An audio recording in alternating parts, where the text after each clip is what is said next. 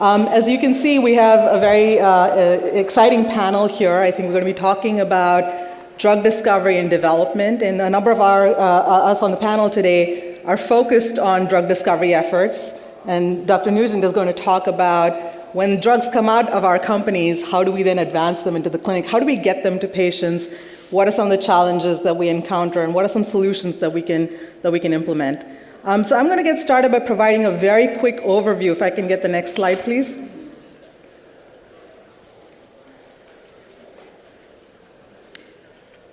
The next slide, please. Great. So as you can see, for those of you who are not familiar with this space, there has been an explosion of companies in the AI space. And these are all focused, and this is just the segment of companies that are focused on healthcare that I've pulled out. And this slide is probably now outdated a little bit because there's an ever-increasing number of companies that are coming at this problem in using various different approaches. And so you can see that we've got companies that are focused on patient engagement, companies that are looking at wearables, companies that are focused on mental health. And then the sector that we're going to focus on for the panel today is the group of companies that are really focused on drug discovery. And a number of companies have started in the space. Numedi was one of the pioneers in the AI for drug discovery realm. We've been around for a while, and I'll share a little bit about us. But there's a common theme that seems to be running through a lot of these companies that are using AI and big data for drug discovery. And if I can get the next slide. So a lot of these companies are really focused on impacting the low probability of therapeutic success. Those of you who have experience in the pharma industry know that we have a very high failure rate in the drug discovery realm. And I think a lot of it really impacts or comes into play once these drugs get into the clinic. The cost is high, and the failure rates are pretty high as well.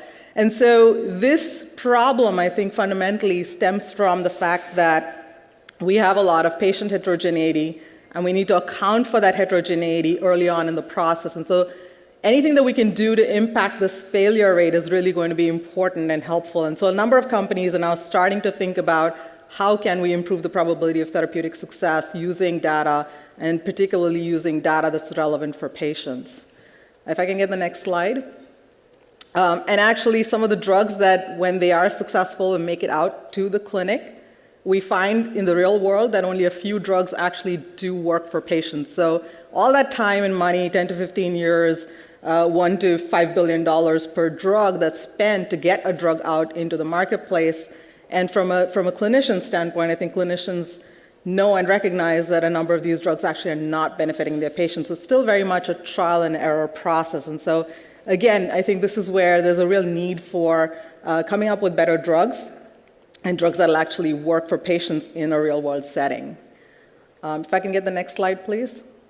So as I mentioned, there's a wealth of information, a number of companies collecting different pieces of information on patients. There's companies that are focused on sequencing of the human genome. There's companies that are collecting proteomic information, microbiome information, and there's and imaging information. So if you think of a patient and the kinds of data that is now being generated on an individual patient and on groups of patients, we literally are drowning in all this data. And the idea or the concept that a number of us on the panel here today are embracing is that you can integrate this data and use it to improve the success rate of the drugs that we are discovering.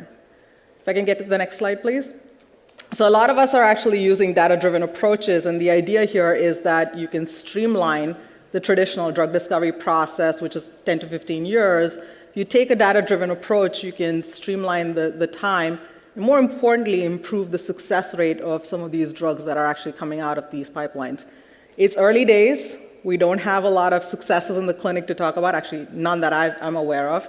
But I think it's an exciting time in this industry because we're going to see sort of the next generation of biotech companies that are using data-driven approaches to come up with drugs for patients. So quick introduction to Numedi.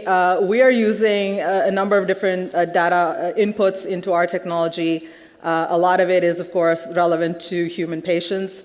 And we're essentially using data both from the public domain as well as proprietary data that we access through partners and some that we're generating ourselves.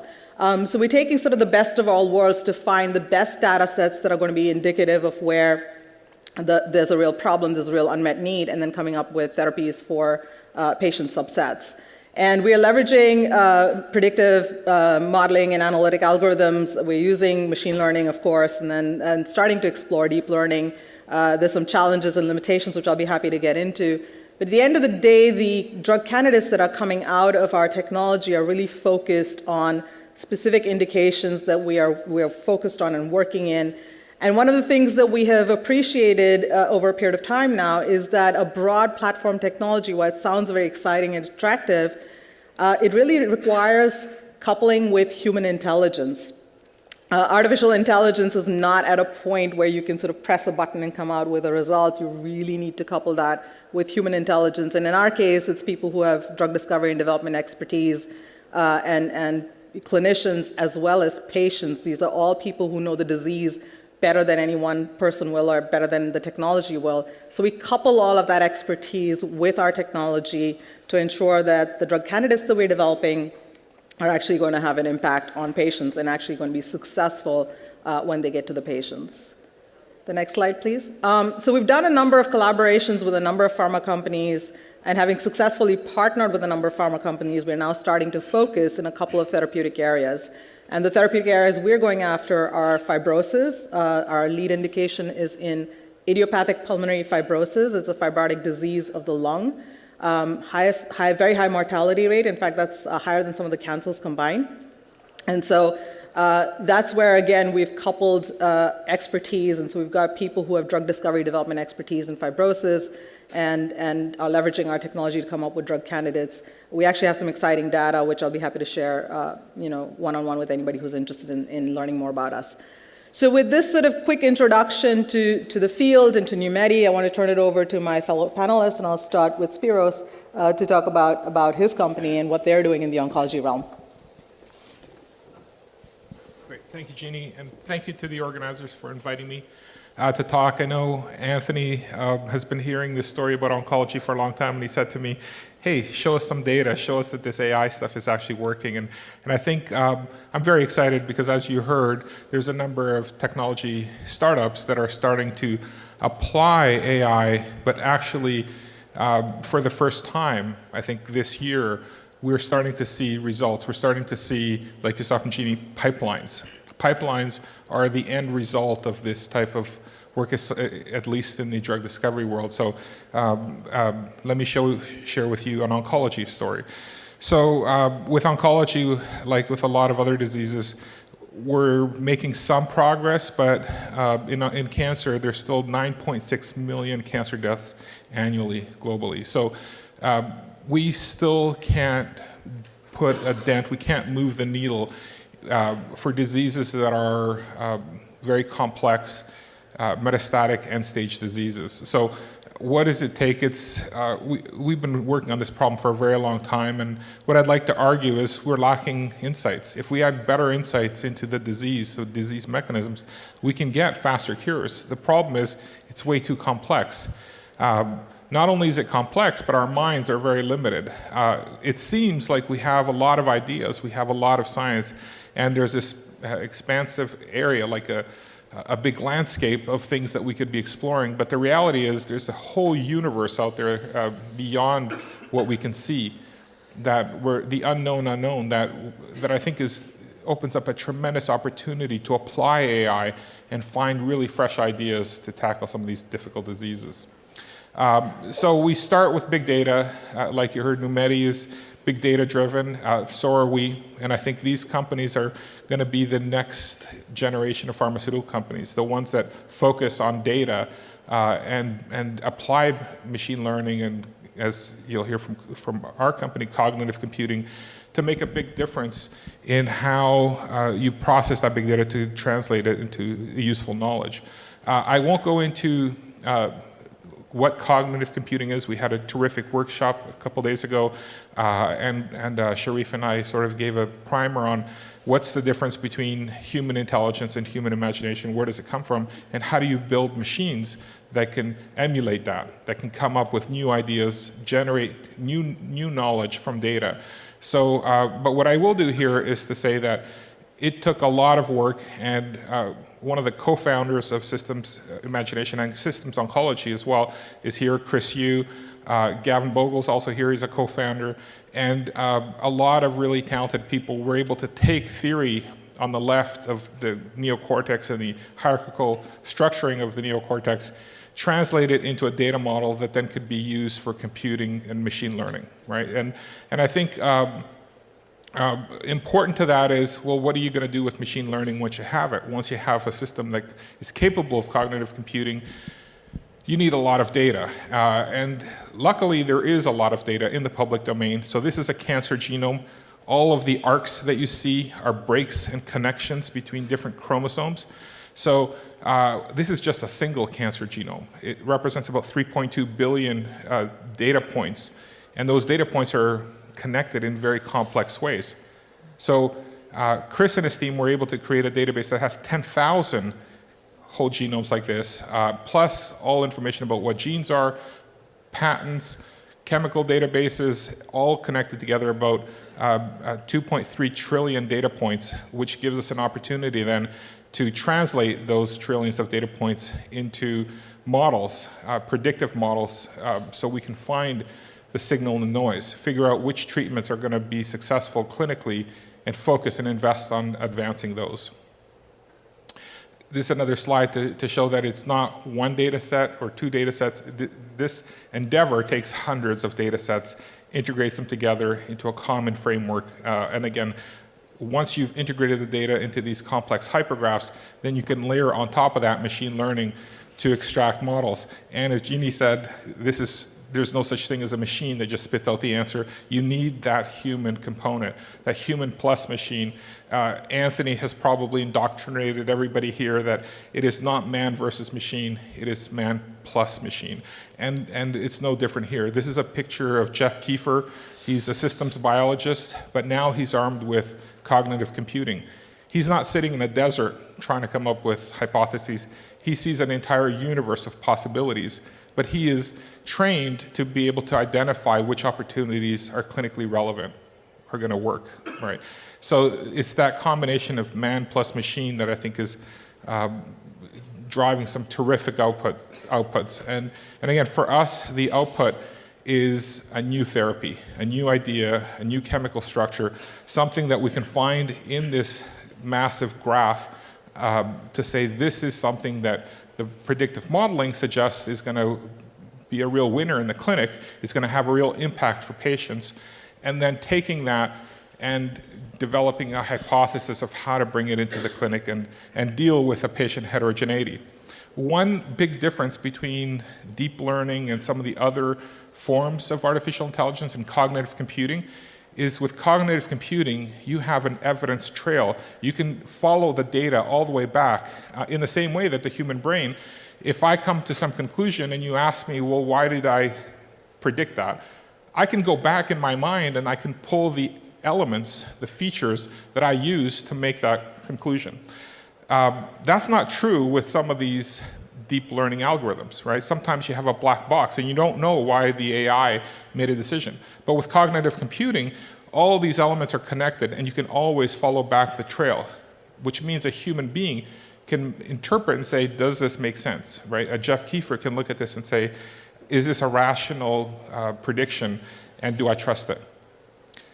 So machine learning is a huge component. As I told you, big data fuels this. Without the public domain, without the tens of billions of dollars that the NIH has invested to create public domain databases, this type of endeavor would not be possible.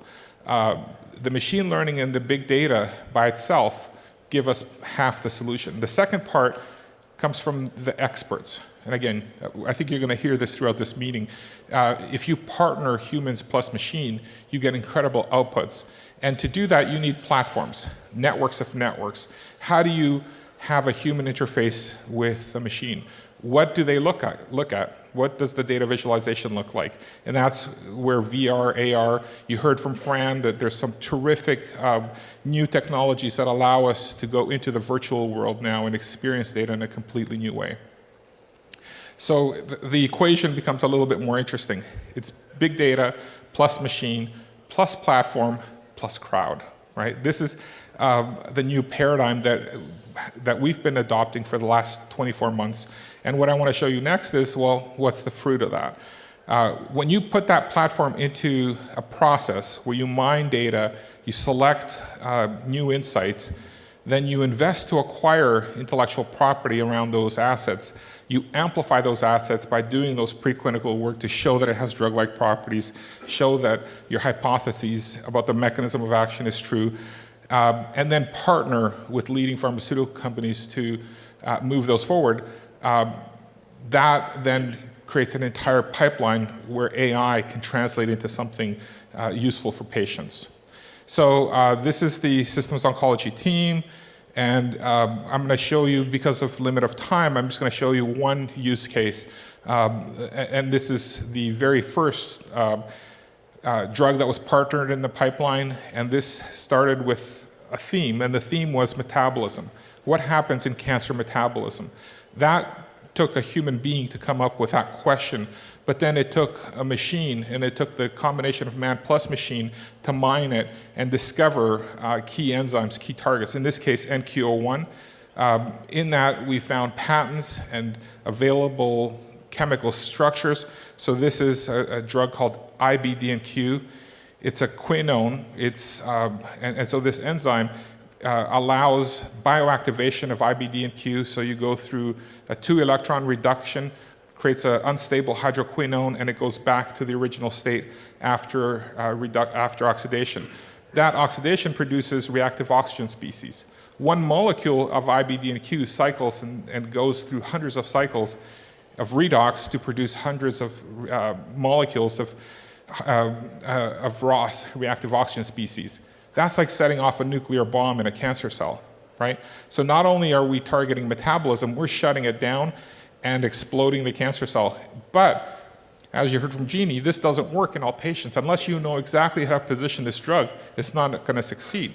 So you have to know, are the normal cells going to be able to differentially respond? Are there combinations? Are there ways of positioning the drug to the right patient population? And when you do this type of modeling, this is one of the examples of the output, you can predict which patients are going to respond.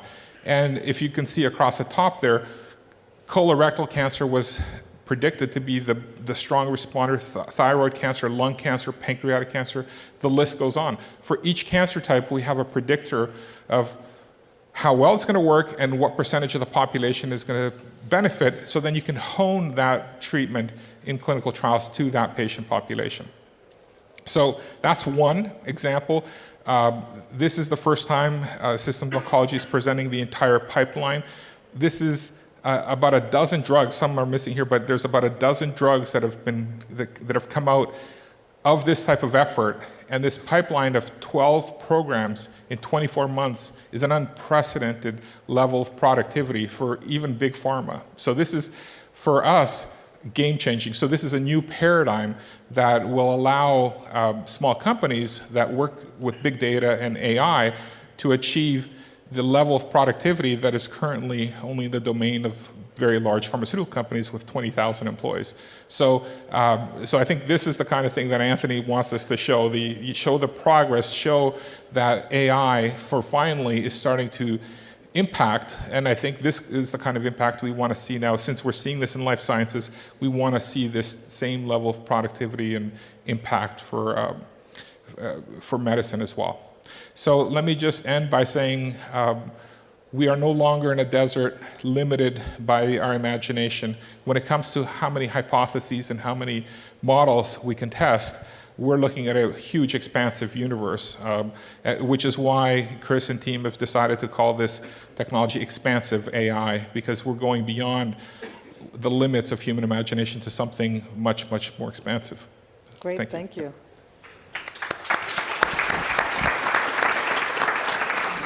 Preston, I'll turn it over to you for a quick overview of your company. Thank you, Jeannie. Thank you, Spiro.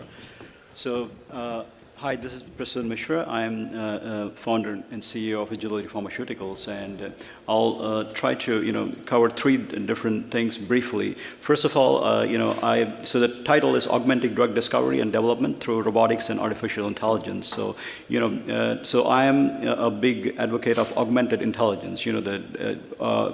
The debate between artificial intelligence, and augmented intelligence is approximately 50 years old now. But what we believe that machines, so that's the hand of a creator and the creation coming together, in many fields will augment human lives and healthcare actually. So that's what our focus is, and. So Agility was founded by few folks who are at the verge of bioinformatics training and the bench science. So the goal was so we saw the gaps in drug discovery field, and we came together and we were like, hey, this is how we can solve the field of drug discovery. This is how we can augment the field, and we took a three-prong approach. So what we do is usually we are very good at making models. So if there is a disease, we can create a model. We can do omics, and we can use our proprietary database plus publicly available database to come up with drivers of a disease, and also how to identify a certain population using biomarker approach. Once we have a target, we can use deep learning approaches to try to find compounds that will inhibit those targets. Some of these compounds are never synthesized, so these are only available in silico. So this gives us an opportunity to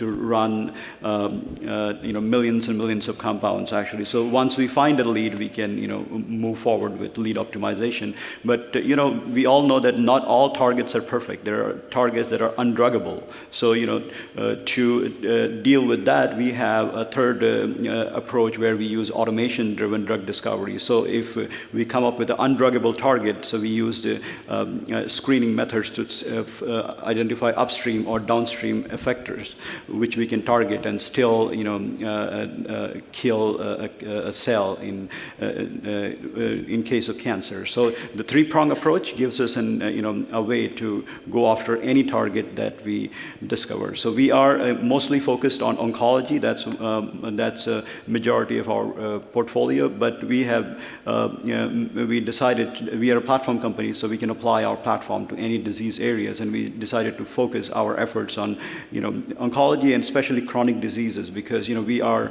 trying to make an impact in saving lives. That's our motto: how many lives we can save before we surrender ours. So then we saw that chronic diseases is something that it's a burning.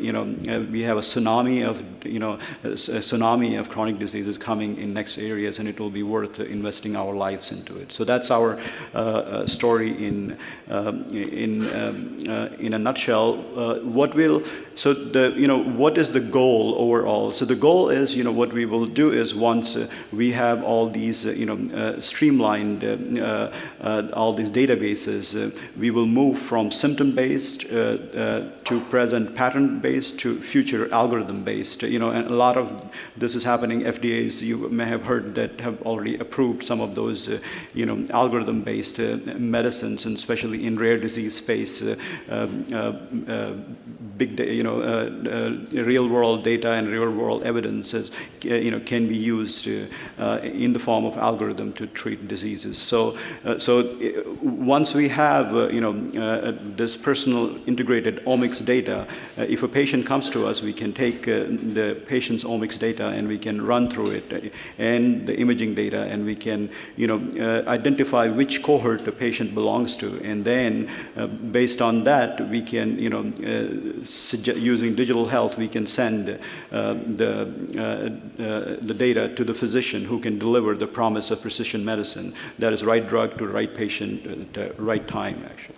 So, so that's my day job, but I'm also, I was also tapped to have a responsibility of building a precision medicine community. So that's the American Association of Precision Medicine. The goal of the organization is to, reduce adverse drug events by accelerating the field of precision medicine through research, education, communication, and collaboration to foster the new medical breakthroughs. And we are, basically facilitating dialogue between the 4 Ps of precision medicine. That's the, providers, payers, patients, and public health planners, i.e., government. So we are an organization that are serving a bridge between bringing the community, trying to identify where the needs are, and trying to, trying to fill those needs with education, knowledge, and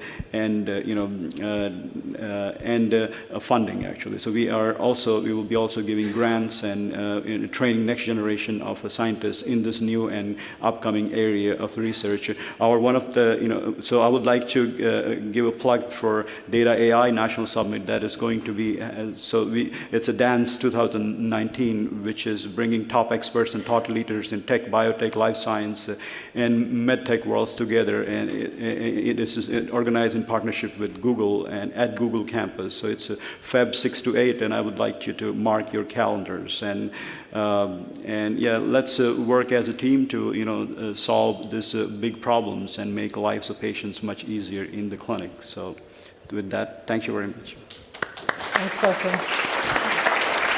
That's great. I'm going to go to. Good morning, everyone.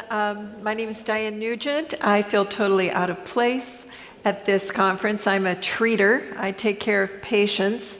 And I'm really benefiting from the legacy that you all are creating, allowing us to create the data and the programs that allow us to analyze the data to make a difference in our patients' lives.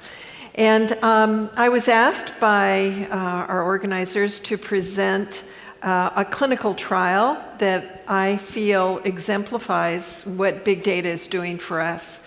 And the disorder I'm talking about today is something called immune thrombocytopenia. It's where you make an autoantibody that attacks your own platelets and clears them. And this results in a severe bleeding disorder, spontaneous bleeding in the head, intestines. You can actually die from this disease, and it is something, an antibody that every single person in this room carries. Unlike other autoantibodies that are deleted because they're deadly, this particular autoantibody to platelets our body is permissive and allows that to remain in our repertoire of antibodies. So that if you have an immune disorder that causes you to allow this antibody to be expressed, you too can have severe life-threatening bleeding.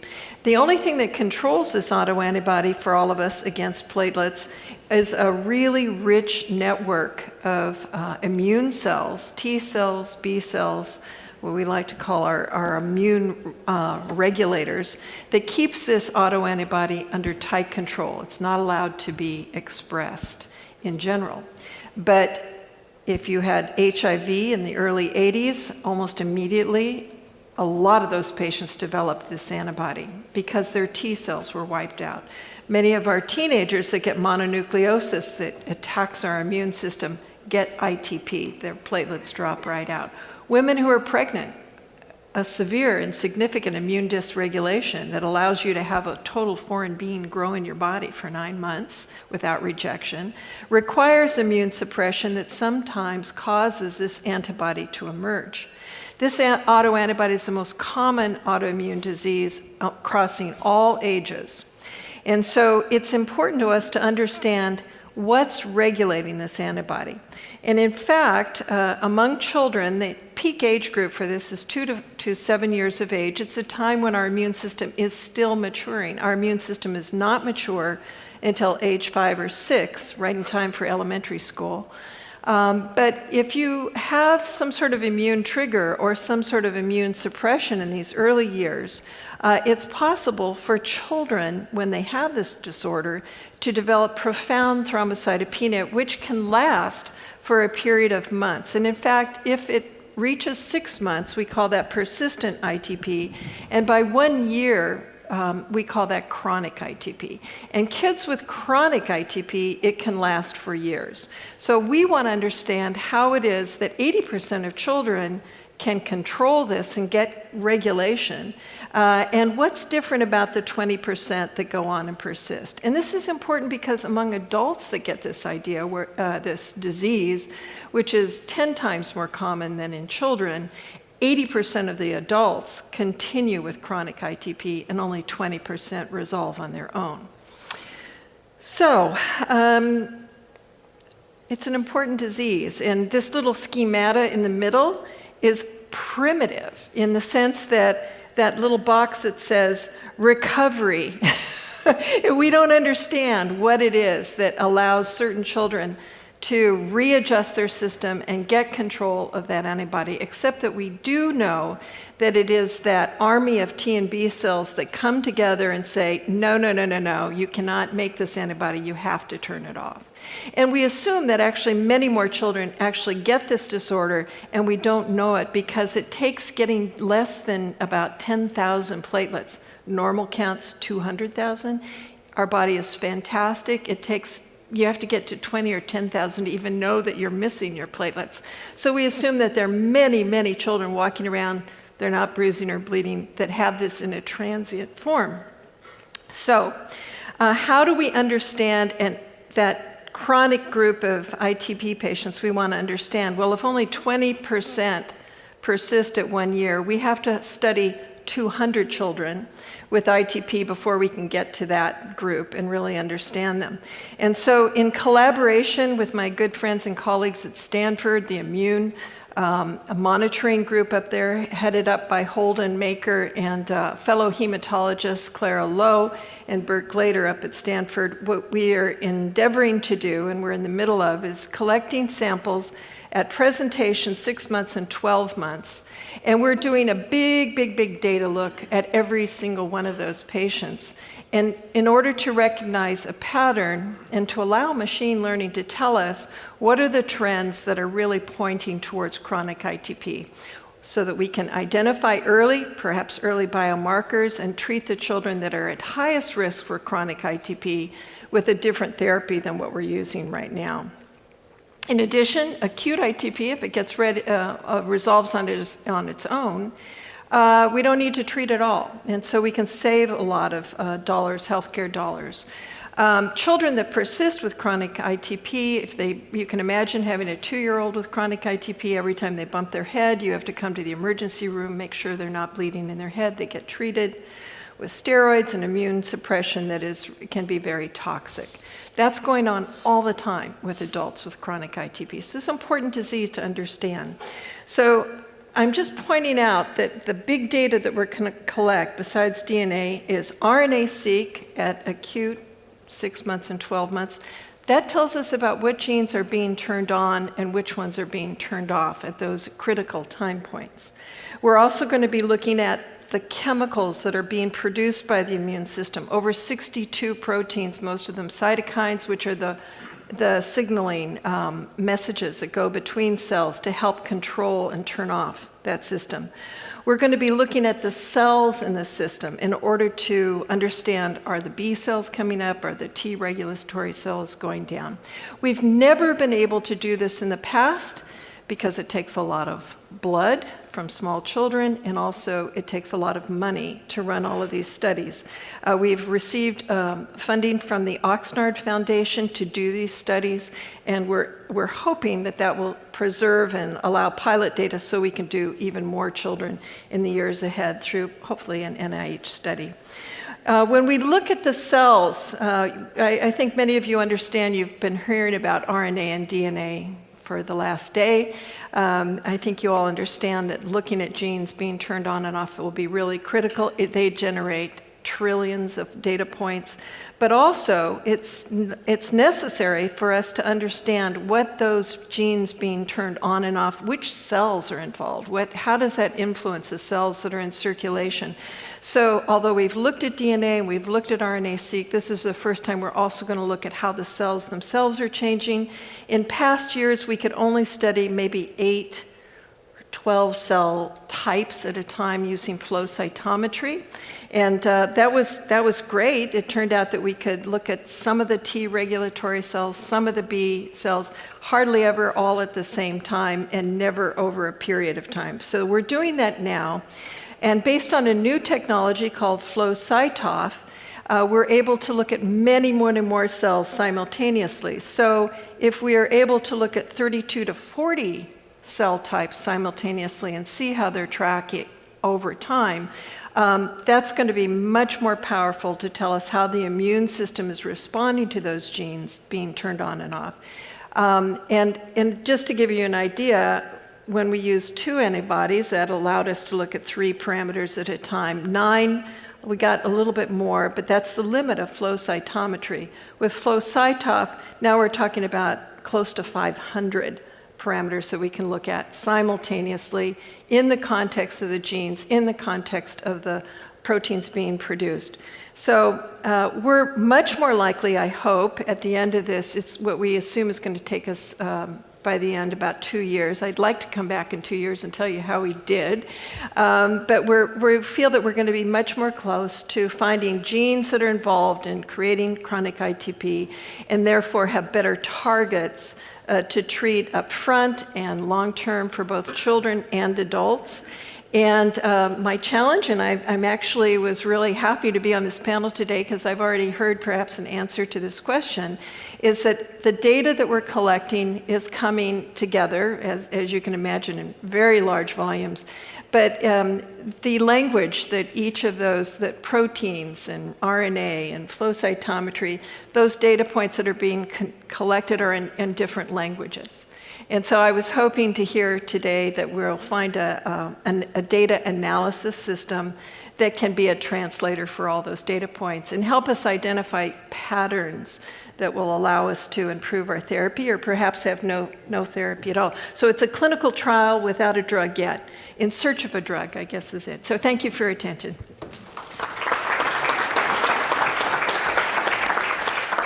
Well, given that we only have a few minutes left, I actually want to open it up to the audience for questions. Back here. Hi, Brian Boynton. It's really exciting work. Congratulations to all the panelists. It seems like if our goal is precision medicine is to understand and model the entire cell, we have to move towards protein structure, and it's really neat to see that that's happening. And I guess my question to the panelists is protein folding and then function of the protein seems like a major database that we're missing, and who other than Google is working on developing that database? Thanks. That's a really good question. If you get the answer to that, I'd be very interested to hear as well. I think one of the challenges has been, with high throughput technologies, DNA, RNA have been very amenable to being able to be profiled at that sort of scale. Proteomics just hasn't quite caught up to that just yet, and so I think we're tracking this field and looking to see who's got proteomic technology that can actually capture that at scale. I think there's a few companies out there. I'm not convinced that they're quite at the scale that we need to be at, where you can actually profile sort of the entire proteome of a cell, if you will, at scale that's relevant and meaningful.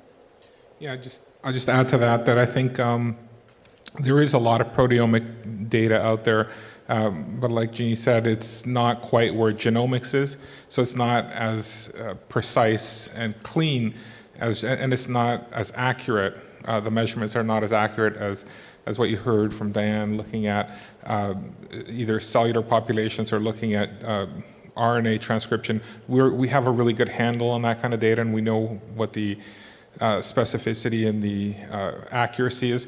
With proteomic data, however, when we've investigated what proteomic data we saw a whole world of opportunities out there. And I'll give you one example. I had it in my slide, I didn't talk about it, but we're taking advantage of yeast protein folding and yeast protein interaction data. So you say, well, Spiro, I thought you're doing human cancer. Why the heck are you looking at yeast data? Well, it turns out that we can look at homologs of human yeast genes, but those interactions you can only do in these experimental models of yeast where you can do genetic knockouts, get functional associations between protein-protein interactions, and then you can migrate that data. That data is not easy to translate and to make sense of, and then to translate it into the human condition. What would happen in a mammalian cell would be very different, but that kind of interpretation and inferencing is exactly what machine learning can help with, right? And at the beginning, the data is sparse, and the data is incomplete, and sometimes, quite frankly, erroneous. But this is where AI helps, because with machine learning and then with human plus machine interactions, you can start to tease out and make inferences about what a protein's function is, how it might fold, how it might interact with other proteins, without having the mammalian equivalent data. So those inferences are filling the gap until proteomics does catch up and we start to get that type of data set. Anything else? That's all we have time for. Okay. All right, I think we're out of time, so I want to just take a moment to thank my fellow panelists for being on the panel with me today, and they'll probably stick around for additional questions if anyone wants to meet with them one-on-one. Thank you.